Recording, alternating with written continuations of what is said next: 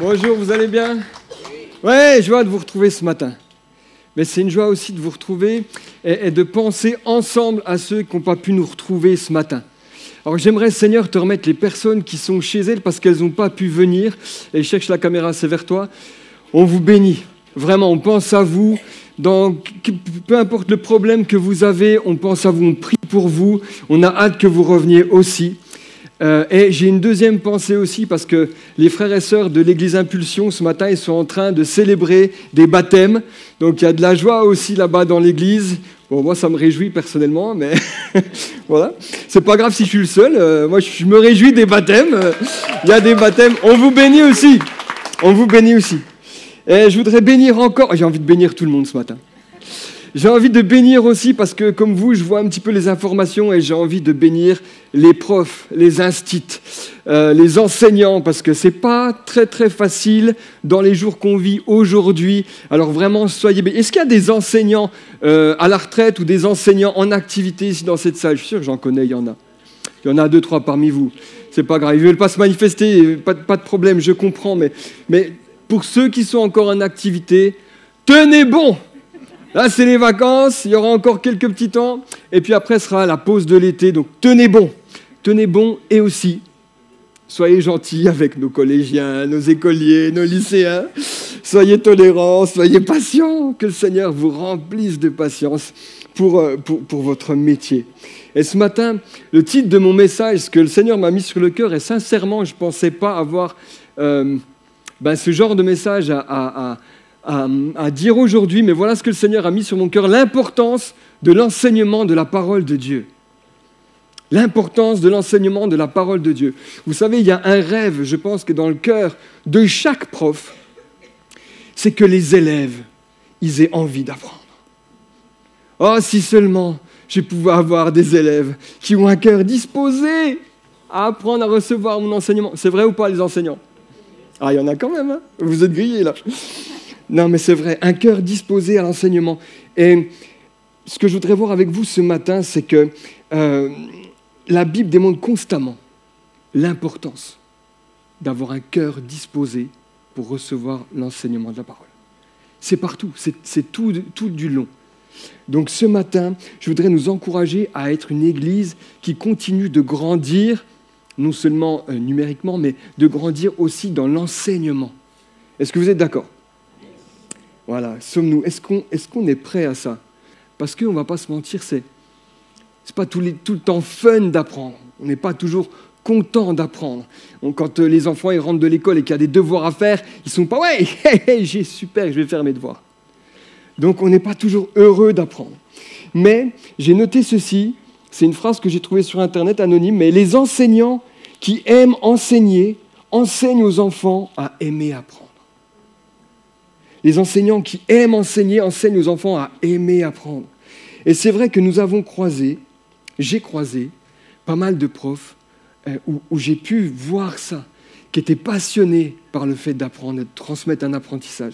J'avais un ami, qui est toujours vivant d'ailleurs, que je ne vois plus, mais qui s'appelle Thibaut, qui était tout simplement passionnant. Il est devenu aujourd'hui éco-interprète, guide haute, moyenne montagne. Mais déjà, dès le primaire, Thibaut connaissait toutes les capitales. Quand on partait en camping, quand on était ado, sur la route, il pouvait nous dire quelle montagne on voyait, qu'est-ce qu'il y a eu comme fait historique à cet endroit-là. Et après, je l'ai embauché dans des colos de vacances aussi avec moi, avec des ados. Il nous a fait manger des fourmis, des orties, pour nous expliquer la faune, la flore. Il nous a montré les tracés indices. Et force est de constater qu'il aimait enseigner et que nous, on aimait recevoir son enseignement. À combien plus forte raison notre Seigneur Jésus, quand il marchait avec ses disciples étaient tellement heureux de recevoir son enseignement. Il avait toujours les bonnes réponses, il avait toujours les bons mots, il était rempli d'amour, de patience et d'autorité. D'ailleurs, c'est ce que les pharisiens, les chefs de la loi, ils disaient, mais comment cet homme fait-il? Il prêche différemment. Pourquoi les foules le suivent?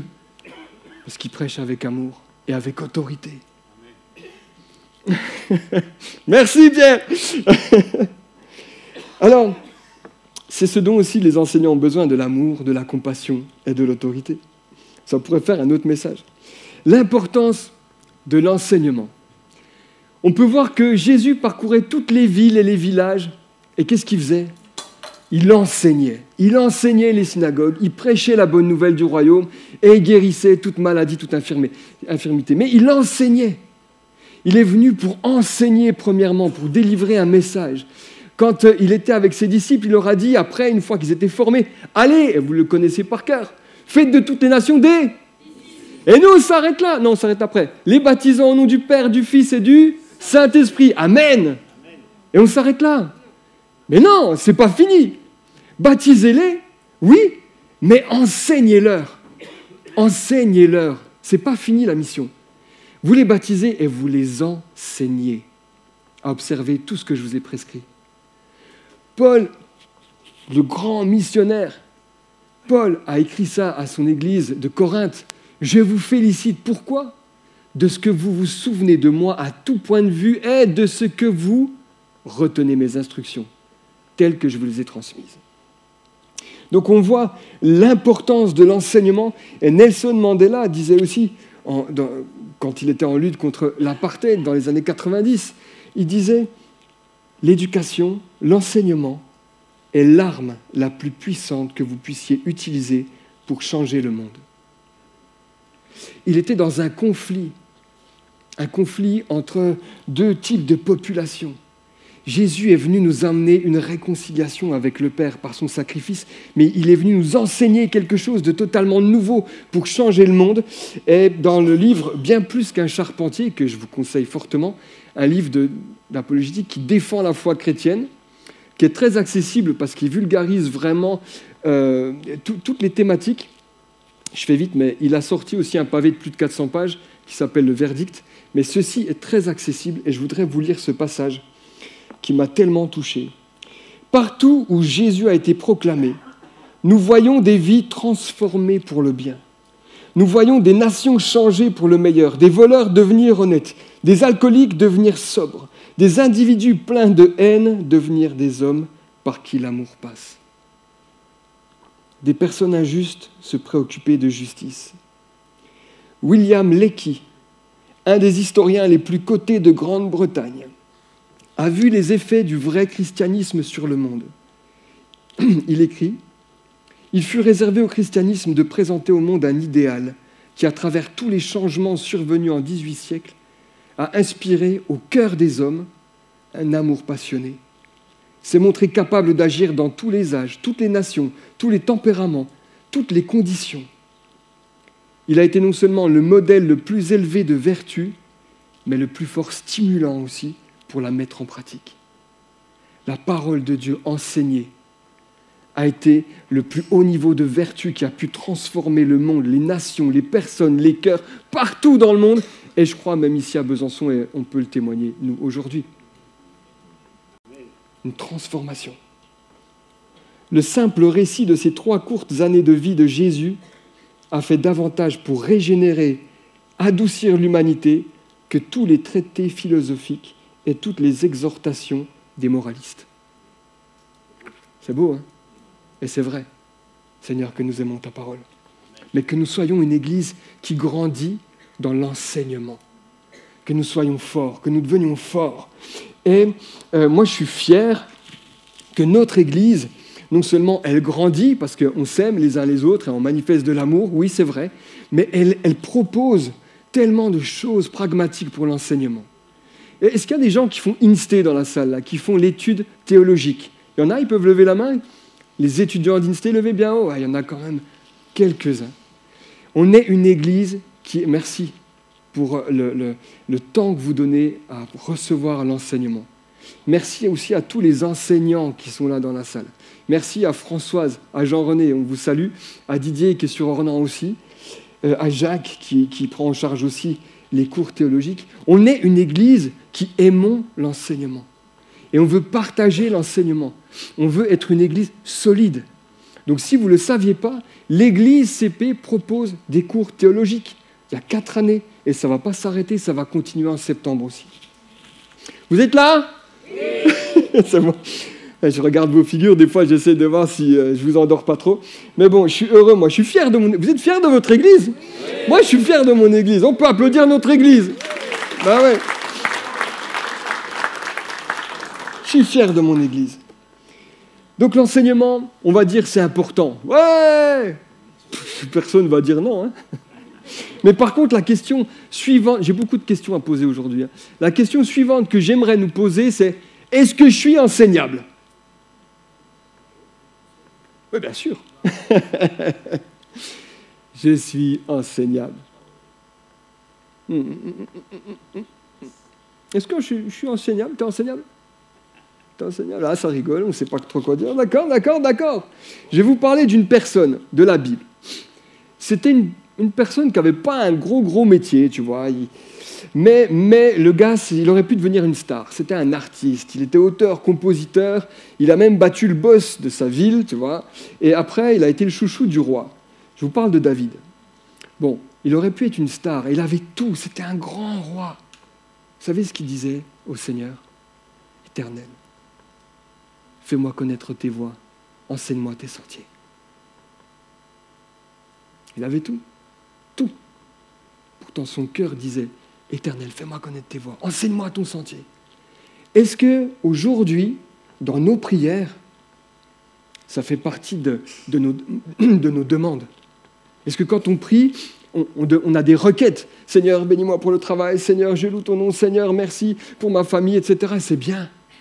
Mais est-ce qu'à un moment donné, on dit, Seigneur, enseigne-moi encore. Enseigne-moi tes sentiers. Et tes voies, tes sentiers, on est d'accord, c'est plus qu'un livre, en fait. C'est une route, c'est un chemin. Et les chemins, c'est fait pour quoi? Pour aller dessus, hein, on est d'accord. Donc, il y a un moment où, Seigneur, si tu me montres les sentiers, enseigne-moi tes sentiers, ça veut dire que moi, il faut que j'avance sur le sentier. Il faut que je mêle la théorie avec la pratique. Il faut que j'avance sur les sentiers de l'Éternel. Fais-moi connaître tes sentiers. Mais est-ce que je suis encore enseignable? Est-ce que mon cœur, il a encore de la place? Parce que c'est différent. Le cœur et la tête, c'est différent. Parfois, on a la tête pleine. On dit, oh, je ne peux plus rien avaler, je ne peux plus rien regarder, je ne peux plus rien apprendre, j'ai besoin d'une pause, je suis blindé. OK? Mais le cœur, ce n'est pas pareil. Le cœur, c'est ce que tu désires. Tu sais, là où est ton trésor, là aussi sera ton cœur. Est-ce que dans mon cœur, moi, je fais cette demande de dire, ah Seigneur, j'en ai plein la tête, mais enseigne-moi encore tes sentiers. Enseigne-moi tes voies. Je veux être auprès de toi pour que tu m'enseignes encore. Je ne sais pas tout. Et moi et tout le monde, je ne sais pas si ça vous fait pareil, mais dès qu'on a vécu un truc, une expérience, tu vois, on dit ça y est, j'ai vécu le truc, je peux donner des conseils à tout le monde. Quoi, tu as eu un problème avec ton enfant? Ouais, non mais attends, je vais t'expliquer, j'en ai 4. Tu vas voir, ça va se passer super. Ça ne marche pas. On se spécialise, on apprend des choses, on est compétent. Mais est-ce qu'on a encore ce cœur de dire, malgré mon expérience, malgré tout ce que j'ai vécu, malgré tout ça, j'ai encore le désir d'être enseigné par la Bible, par la parole de Dieu, par le Seigneur. Alors, il y a 2 petites questions ou des petites phrases qu'on va essayer d'évincer, de faire brûler par le Saint-Esprit ce matin. C'est oui, mais quand même. Et puis, ça c'est intéressant, mais on verra plus tard. Et puis, oh non, ça c'est pas pour moi. C'est des phrases qu'on utilise souvent. Hein. En fait, quand on lit un verset, oh oui, c'est intéressant. Oh ben non, celui-là, c'est pas pour moi. Moi, j'en suis plus là maintenant. Hein? Donc, est-ce que notre cœur est disposé? Est-ce que je suis enseignable? Excusez-moi, c'est réalisé sans trucage. Tu peux me couper le micro 2 secondes, s'il te plaît, JB? Coupe le micro. Tu l'as. Attends, merci. Les aléas du direct.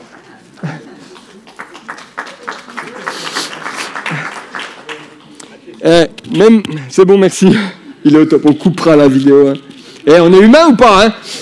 Des fois, on a besoin de se moucher, c'est comme ça. Bon, ben voilà. Donc, est-ce que mon cœur est encore disposé? Oui. Et le verset, le psaume continue avec la suite du verset qui dit ceci. Regardez comme c'est beau. L'Éternel est bon et droit, c'est pourquoi il montre aux pécheurs la voie, il conduit les humbles dans la justice, il enseigne aux humbles sa voie.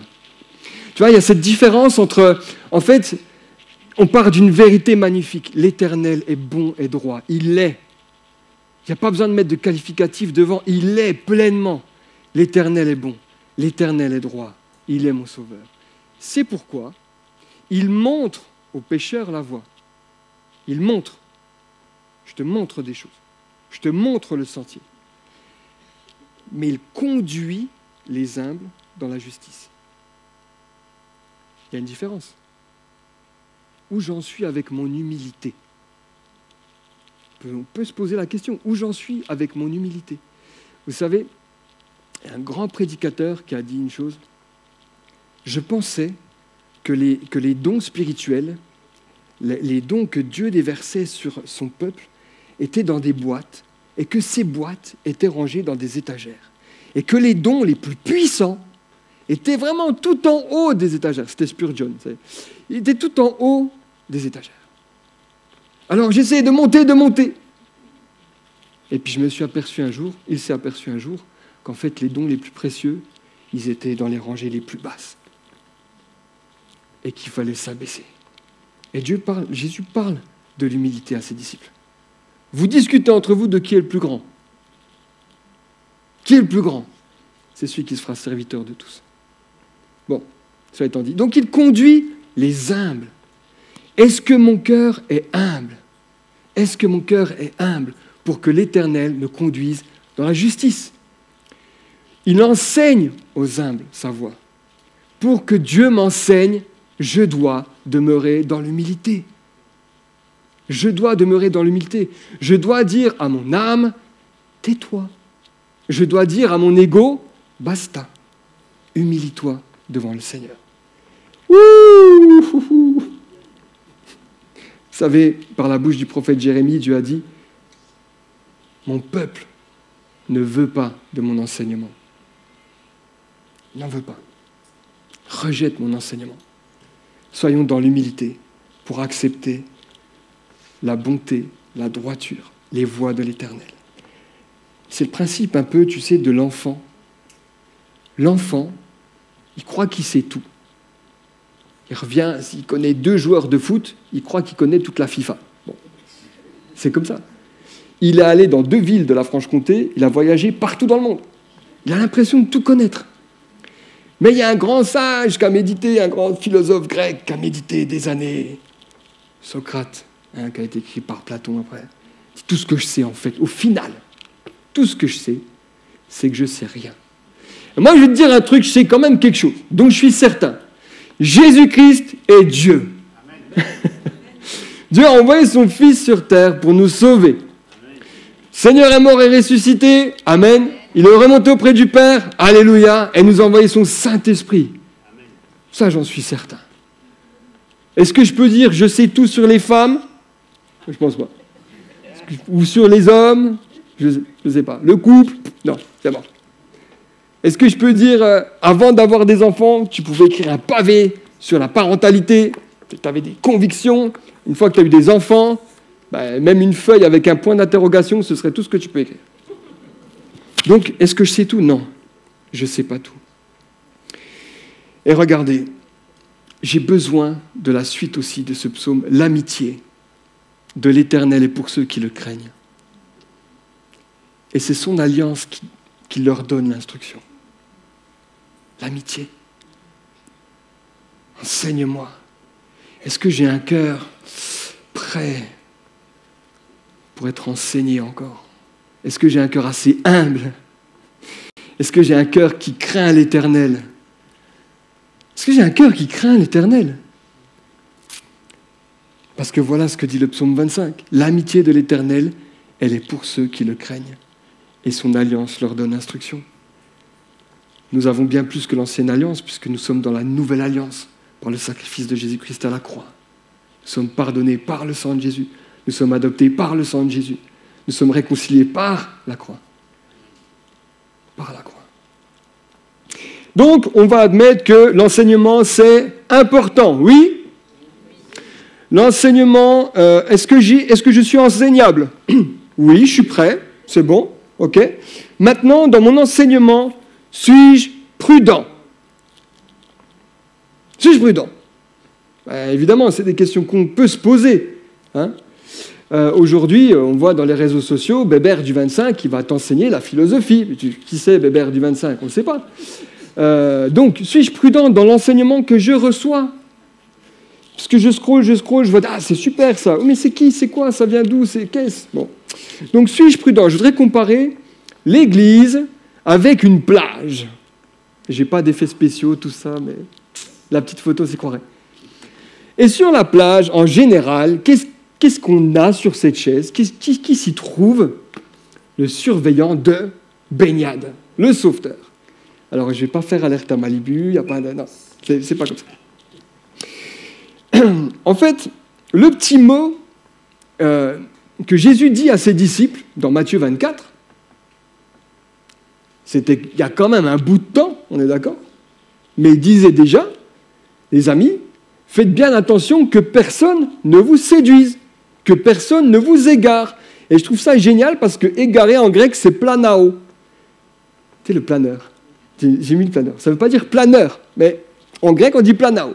Et ça m'a fait penser au planeur. Pourquoi ? Parce que le planeur, en fait, il est là et il plane. Il n'a pas de moteur, il plane. Il plane et quand il y a un petit coup de vent, eh ben, il dévie, il se laisse porter par le vent. Un coup à gauche, un coup à droite, il plane. Et je me suis dit, c'est magnifique parce qu'on peut te dévier du bon chemin sans faire de bruit, sans être méchant.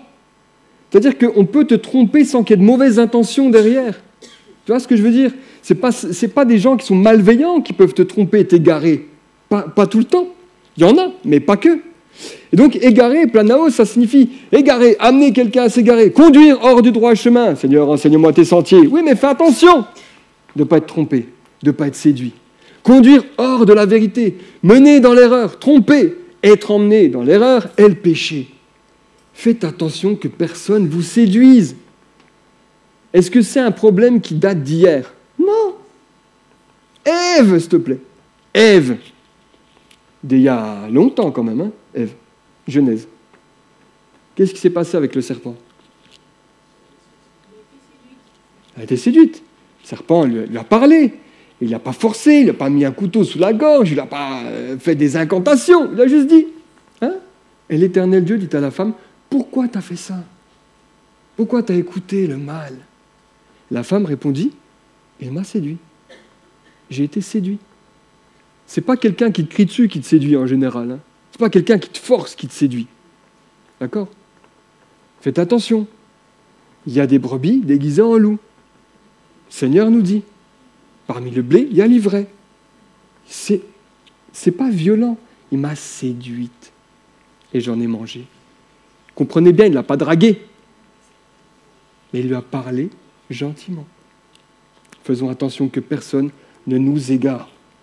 Ok ? Donc, on est sur cette plage, en vigilance. Et l'église doit être un lieu sécurisé par un maître nageur qui surveille. Excusez-nous, si des fois on doit dire non, si des fois on vous pose des questions, si des fois on est inquiet, mais c'est notre devoir.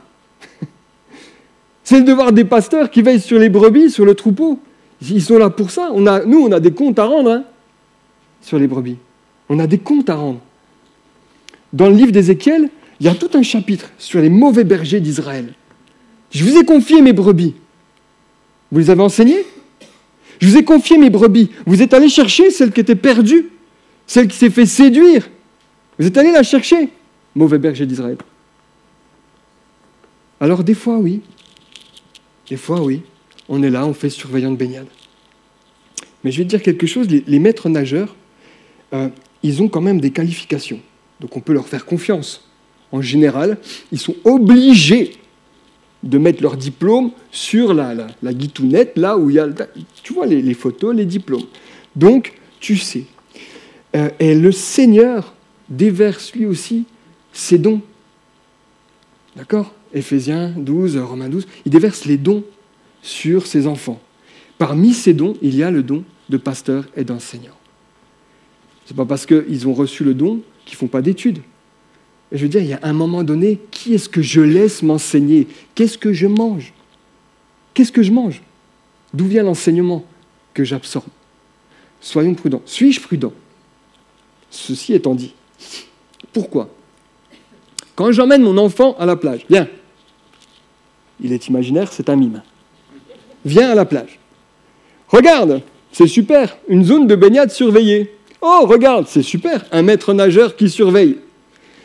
Si je vois le gars qui est en train de scroller son téléphone toutes les 2 secondes, je ne pense pas que je vais aller laisser mon enfant être surveillé par ce gars. J'aurai des doutes. Ok ? Mais je vais me dire aussi, c'est impossible que je laisse aller mon enfant en eau profonde. Même avec des brassards, même avec une bouée, est-ce que je vais laisser mon enfant aller nager en eau profonde ? Ronel, tu ne vas pas laisser ton enfant aller en eau profonde. Jimmy non plus. Moi non plus. Pourquoi ? C'est de l'inconscience. Est-ce que Jésus a envoyé ses disciples nager en eau profonde avant de les avoir formés, avant qu'ils aient marché avec eux, avant qu'ils aient vu le Maître agir et avant qu'il les ait revêtis du Saint-Esprit ? Ben non. Ben alors, il ne faut pas le faire. C'est pas bien. Et nous, c'est ce qu'on veut faire dans cette église. On veut grandir dans l'enseignement, dans la connaissance, pour partir, pour être équipé, pour aller en eau profonde après. Ça, c'est le désir de notre cœur. Mais comprenez bien qu'on ne peut pas partir si on n'est pas équipé. C'est de la folie. Quand Vassili a appris à nager l'été dernier, il dit, maintenant, on enlève la bouée. On enlève la bouée, il plonge, il coule, normal. Bon, je le rattrape. Il plonge, il coule moins, il comprend que là, il y a un poids et il apprend à nager. Mais on est là à côté. Et on surveille et on soutient. Vous avez compris l'idée. Je vous donne ce petit test de l'été avant l'heure. Test de vigilance sur un bon enseignement ou sur un bon enseignant. C'est des questions. Ce n'est pas pour critiquer les enseignants. Attention, ce n'est pas ça. C'est pour que nous, on soit alertes. D'accord ? Qu'on ne soit pas des consommateurs comme ça, à manger n'importe quoi, mais on se pose des questions. On soit alerte. 1. L'enseignant est-il porté sur une seule partie de la Bible ou au détriment de son ensemble ? Et ce qu'il fait, il prend un verset et dit ça, voilà, c'est la vérité, en occultant tous les autres versets de la Bible. Attention. L'enseignant contredit-il ce que la Bible révèle de Dieu ? Voilà, problème. Sa pratique vise-t-elle sa propre gloire ou celle de Jésus-Christ ? L'enseignant favorise-t-il l'hostilité envers d'autres chrétiens ? Et puis après, dans 2 Pierre 2, 3, on parle encore d'immoralité, la soif de posséder, la tromperie, toutes ces choses-là. Donc, je nous avertis, ensemble, moi-même. Aujourd'hui, on a tellement d'enseignements, de bons enseignements sur Internet, YouTube, il y a tellement de bonnes choses. Mais soyons prudents. Suis-je prudent ? L'enseignement, c'est important. Suis-je enseignable ? Suis-je prudent ? Et maintenant, petite question, ça c'est vraiment la cerise sur le gâteau. Que fais-je de l'enseignement ? Que fais-je de l'enseignement ? Carlos est venu nous dire ce matin, et je te remercie parce que tu étais vraiment inspiré, est-ce que je prends l'enseignement et qu'en sortant, là, il y a comme un coupeur de papier, je ne sais plus comment ça s'appelle, et que je jette ? Hein ? La broyeuse. Est-ce que je me sers de ma Bible, en fait, pour juste bronzer ? J'ai trouvé cette photo, je me suis dit, c'est incroyable, parce que des fois, c'est pas loin. Est-ce que je me sers de la parole de Dieu pour ça ? Ou est-ce que j'enseigne et j'ai un cœur pour ça ? Donc, que fais-je de l'enseignement de la parole de Dieu ? Et Jacques m'a suggéré ce beau verset qu'on trouve dans Jacques, justement, chapitre 1, versets 22-24. Voilà ce que nous dit la parole. Mettez en pratique. Mettez en pratique la parole et ne vous contentez pas de l'écouter en vous trompant vous-même par de faux raisonnements. Donc il y en a qui te séduisent, mais toi aussi, quand tu lis, tu peux avoir un faux raisonnement. Prie le Saint-Esprit qui t'éclaire, on va en parler un petit peu après. En effet, si quelqu'un écoute la parole et ne la met pas en pratique, il ressemble à un homme qui regarde son visage dans un miroir et qui, après s'être observé, s'en va et oublie aussitôt qui il était. Ah, mais c'est génial. C'est génial. On est enseigné ici, on vit des moments avec la présence de Dieu. On était en train de louer, presque à genoux, la grandeur de Dieu, la bonté de Dieu, la puissance de la croix, la présence du Saint-Esprit. Tu sors, il y en a un qui te coupe la priorité. Sauvegardons notre enseignement, mettons en pratique. Oh Seigneur, montre-moi tes voies. Quand je marche dans tes voies, je veux marcher dans tes voies. Je veux avoir un cœur disposé à ton enseignement. C'est simple, hein? Non mais c'est vrai, c'est simple. Mais qu'est-ce que c'est bon de le rappeler? Qu'est-ce que c'est bon de le rappeler? Donc, je vais rester sur la plage parce que il faut que je vous dise un truc qui corrobore avec ça et ça m'a ouvert les yeux. J'étais invité à un anniversaire et c'était la fête dans un bar. Et ben, une fois que tu dis que tu es pasteur stagiaire, les gens ils veulent parler que de Dieu. Je dis, c'est génial. Plus besoin de forcer l'évangélisation. Donc, on n'a parlé que de Dieu. Et un ami m'a dit, j'étais en Afrique, tu sais. J'étais avec un ami en Afrique. Et on allait dans une église en Afrique. Et là-bas, tu sais, les pasteurs, mais ils sont super. Et ils mettent le feu. Et il y avait un enseignement super. Moi, je dis, ouais, je sais, je connais. C'était lequel et tout ça. Ouais, super, moi aussi, j'aime. Et du coup, il me regarde, puis il fait, et du coup, quoi? Non, mais tu me dis que le pasteur, il était super. Et que l'enseignement, il était super. Donc, est-ce que tu fais ce que le pasteur a dit? Eh ben, il m'a toujours pas répondu. Hein. Il m'a toujours pas répondu. Est-ce que c'est pour la gloire du pasteur ou est-ce que c'est pour la gloire de Dieu? Est-ce que ce qu'on enseigne, c'est fait juste pour dire « Ah, il y a une super prédique » ou ouais, une prédique toute naze? Est-ce que c'est fait pour ça? On doit avancer dans l'enseignement de la parole de Dieu et on doit la mettre en pratique. Sinon, on est comme Jacques, ce que dit Jacques. On ressemble à des hommes, à des femmes, on regarde notre visage dans le miroir et puis on s'en va et puis on a oublié qui on était. Ça ne sert à rien. Je prends mon enseignement, je le mets, hop, et là je vais faire un barbecue, je prends mon enseignement, je le mets au feu. À quoi ça sert s'il n'y a pas de pratique derrière? À quoi ça sert d'être un chrétien si notre caractère, si on ne laisse pas le Saint-Esprit transformer notre caractère, si on ne laisse pas l'Éternel nous conduire sur ses voies, si on ne va pas faire les bonnes œuvres que Jésus a prévues pour nous? Ça sert à quoi? À rien. À rien, frères et sœurs. Donc, je nous avertis. Je veux rester sur la plage. Sur la plage, on va avoir plusieurs...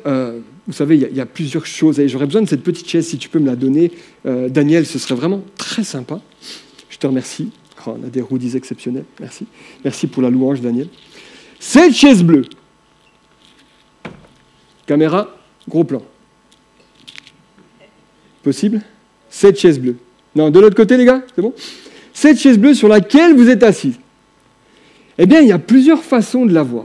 D'accord? On va dire, cette chaise représente la façon dont je vais appréhender l'enseignement que je reçois. Cette chaise peut être un transat. J'aime mon église. Quand je viens, je suis heureux. Je suis avec les frères et sœurs. Hey, va pas trop loin! On m'amène un petit cocktail. Qu'est-ce que c'est bon d'être entre frères et sœurs. Ah, mais j'aime ça. Et on est tellement heureux que vous soyez là sur ces chaises bleues. Et on est heureux d'être entre nous. C'est vrai ou pas? Bon, il y en a 10 qui sont heureux d'être... On est heureux d'être entre nous ou pas? J'en ai pris un peu plus. Mais, je veux dire, il y a plus. Il y a plus que le transat. Il y a le transat, mais il y a plus que le transat. Vous savez ce qu'il y a d'autre? Je dis, tu suis, c'est bien. Non, il y a le pédalo. Le pédalo, la chaise pédalo. Vous connaissez le pédalo. Attends, je me mets là. Ce sera peut-être mieux. Voilà. Le pédalo, c'est super sympa. Tu es avec tes frères et sœurs. Et là, tu quittes le rivage. Et là, tu pars dans l'enseignement. En général, tu pédales sur le pédalo. Hein, et tu fais un tour. Tu vois, tu fais déjà un effort. Tu es en train de faire un effort. Tu es sur ta chaise, tu fais un effort. Un effort de compréhension, un effort de prise de notes, un effort pour étudier ce qui est dit. Tu fais déjà un effort. Mais le pédalo, tu fais un rond, d'accord? Et ce qui se passe en général après, c'est que tu dis « Merci monsieur, c'est sympa, et je rentre chez moi. » Comme un homme qui se regarde dans un miroir et qui, quand il s'en va, il a oublié qui il était. Mais j'ai fait un effort. Donc ça, c'est déjà plus. Le pédalo, c'est plus. Enfin, ceux qui regardent juste cet extrait de vidéo, ils vont se dire, mais il est complètement malade. Le pédalo, c'est plus que le transat. Mais je veux que vous ayez ces images pour voir les degrés. Mais il y a plus! Est-ce que vous croyez qu'il y a plus? Il y a plus? Il y a plus. Il y a la bouée. Il y a la bouée. Quand je mets la bouée, là, je quitte le rivage. Je sais nager un peu. Et je vais vers l'eau profonde. J'y vais. Je vais un peu plus loin. Je vais un peu plus loin dans l'apprentissage. Je prends un peu de risque. La bouée, je me jette à l'eau. J'ai noté ceci, l'enseignement est une aide qui permet de garder la tête hors de l'eau. C'est-à-dire, dans ma vie, j'ai pris l'enseignement comme une bouée, la parole de Dieu comme une bouée qui va être utile dans ma vie. Je l'utilise pour qu'elle garde ma tête hors de l'eau, pour pas que je me noie. Bon, la bouée, vous avez compris, c'est la présence de Dieu. C'était pas vraiment une bouée. Sortez pas avec une bouée. On va pas vendre des bouées ici. D'accord ? Mais voilà la différence. Je me jette à l'eau. Et l'enseignement m'est une aide qui permet de garder la tête hors de l'eau, de me soutenir, de me faire avancer prudemment en eau profonde. Alors, malgré tout ça, malgré toutes ces choses-là, qu'est-ce qu'on peut dire de plus? Je vais te dire un truc. Les apôtres, l'Église est décrite dans Actes 2:42 comme persévérante. Elle persévérait dans l'enseignement des apôtres. Donc, si tu es fatigué d'apprendre, c'est normal, d'accord? Mais il faut avoir le cœur disposé et persévérer dans l'enseignement des apôtres. Tu es dans INSTE, persévère. Tu as fini la première année, bientôt, persévère. Continue, fais la deuxième. Tu étais en deuxième, continue.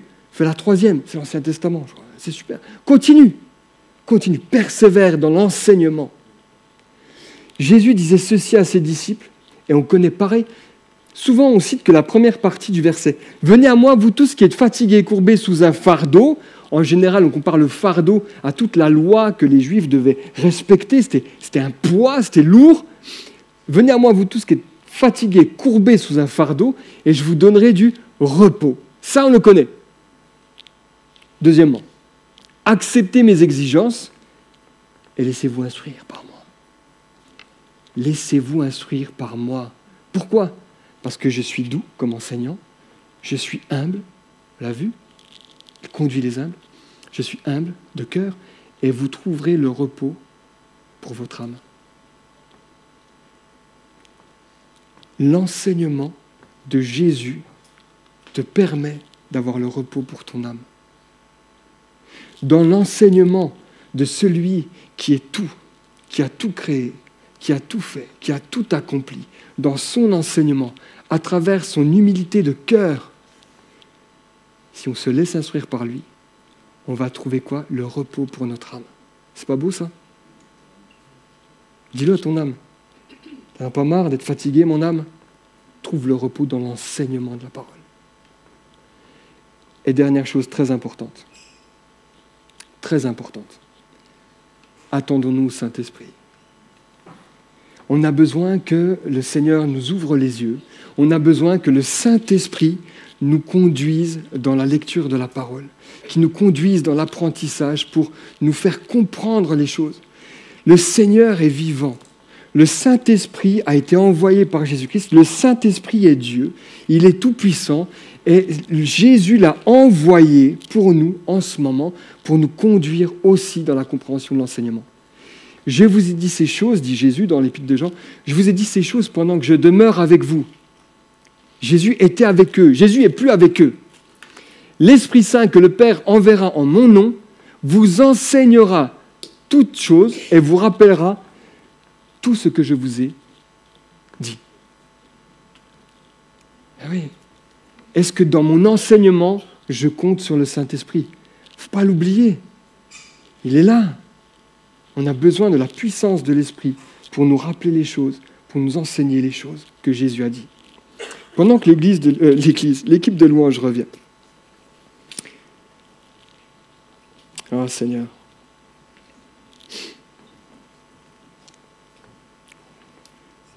On a vu le transat. On a vu le pédalo. On a vu la Ah, ils suivent, c'est beau. Il y a plus. Il y a plus que ça. Vous voulez que je vous dise c'est quoi? L'Église n'est pas une agence de location de pédalos. J'ai lu dans un livre cette comparaison avec l'Église. Un pasteur disait, l'Église n'est pas un bateau de croisière, mais un navire de guerre. Nous ne faisons pas la guerre à la chair et le sang. Nous n'envoyons pas des bombes, d'accord? Que ce soit clair. Prenez pas une partie de ce que je dis pour s'en servir à mauvais escient. La guerre qu'on mène, elle n'est pas contre les gens, d'accord? Nos armes, elles sont puissantes, elles ne sont pas charnelles, mais elles sont puissantes pour abattre les forteresses. Nos armes, ce sont la prière et c'est la parole de Dieu. C'est avec ça qu'on combat, d'accord? Donc, un pasteur disait, une église n'est pas un bateau de croisière, mais un navire de guerre, à la lumière de ce que Jésus nous a promis. J'aimerais vous dire qu'il y a plus que le pédalo. Aujourd'hui, il y a le porte-avions. Le porte-avions, il est là, il navigue dans les eaux profondes, il est sûr, il est serein, il est puissant. Et sur le porte-avions, qui est-ce qui vient? Les avions, se ravitailler. Les avions viennent pour être armés. Pour faire quoi? Partir en mission. L'Église, pour moi, et je prie, et c'est ma prière aujourd'hui, Seigneur, que notre Église grandisse, qu'on ajoute des chaises, oui, mais que notre Église grandisse dans l'enseignement. Il va y avoir un réveil, on l'entend dire partout. Mais déjà, Jésus disait à ses disciples, la moisson, elle est prête, elle est blanche. Mais il manque des ouvriers. S'il y a un réveil qui arrive, un grand réveil qui arrive, et que les églises sont pleines, gloire à Dieu, c'est mon rêve. On aura besoin de quoi? D'enseignants, pour leur enseigner la parole de Dieu. Pour leur enseigner la parole de Dieu. On a besoin d'ouvriers dans la moisson, de serviteurs et d'enseignants. Et on va prier pour ça aussi. Parce que le Seigneur a déversé ses dons sur son Église. Et parmi ces dons, il y a le don d'enseignement. Pasteur, docteur, enseignant. Et je voudrais prier pour ça. On peut se lever, s'il vous plaît? Seigneur, je sais que c'est difficile de parler de l'enseignement. J'espère que je ne les ai pas fatigués aujourd'hui. Mais voilà ce qu'il y a dans mon cœur ce matin. Mon Dieu, je prie que cette Église CP, que tu puisses porter ton regard sur elle, que tu puisses porter ton regard ce matin sur tes fils et tes filles qui sont là. Et je te prie dans le nom de Jésus-Christ, que dans cette Église, nous puissions grandir en chaise et que nous puissions grandir en puissance par l'enseignement. Que nous soyons prudents, que nous ayons un cœur disposé pour ton enseignement, que nous mettions en pratique dans nos vies, Seigneur, ce que tu enseignes dans ta parole. Garde-nous des faux enseignants, protège-nous, alerte-nous, mets-nous en garde. Continue de nous former, Saint-Esprit. On a tellement besoin de toi. On est imparfait et on a besoin de ton appui pour toutes choses. Je prie pour l'Église CP. Seigneur, que Insté puisse, les cours Insté, les cours théologiques puissent continuer de grandir, que les groupes grandissent et que de ces groupes soient formés, Seigneur, des enseignants, des serviteurs qui aiment et qui connaissent ta parole, qui ont le désir de marcher sur tes sentiers. Je prie pour que nos cœurs s'humilient devant le Roi des Rois. Qu'on ne cherche pas à s'élever, Seigneur, mais qu'on ait un cœur disposé à recevoir ta parole, à recevoir les directives des pasteurs aussi, de recevoir cette protection. Seigneur, je voudrais bénir toutes les églises de Besançon aussi, mon Dieu, pour qu'elles puissent grandir dans l'enseignement. Nous avons besoin pour ta moisson, pour la moisson de ce siècle, pour notre moisson à nous. Nous avons besoin de pasteurs, nous avons besoin de docteurs, nous avons besoin d'enseignants. Je te remets ça entre tes mains, Seigneur. Je te remets notre Église entre tes mains. Sois-en le maître, Seigneur. Conduis-nous sur tes sentiers. Dans le nom de Jésus. Amen.